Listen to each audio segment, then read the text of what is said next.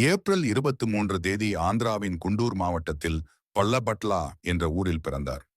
சிறு வயதிலேயே பாடத் துவங்கிய இவர் நாதஸ்வர மேதை திரு பைடிசாமி என்பவரிடம் முறையாக இசை பயிற்சியை பெற்றார்.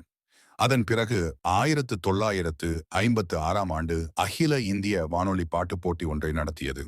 அதில் கலந்து கொண்டு ஜானகி 2ஆம் பரிசு பெற்றார். இப்பரிசினை அன்றைய ஜனாதிபதி டாக்டர் ராஜேந்திர பிரசாத் அவர்களின் கரங்களால் பெற்றார்.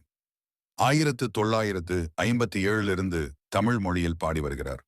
தமிழ், மலையாளம், கன்னடம், தெலுங்கு, இந்தி, சிங்களம், வங்காளம், சமஸ்கிருதம், ஒடியா, குஜராத்தி, ஆங்கிலம், கொங்கணி, துளு, சௌராஷ்டிரம், ஜெர்மன், படுகா, பஞ்சாபி ஆகிய 17 மொழிகளில் பாடியிருக்கிறார்.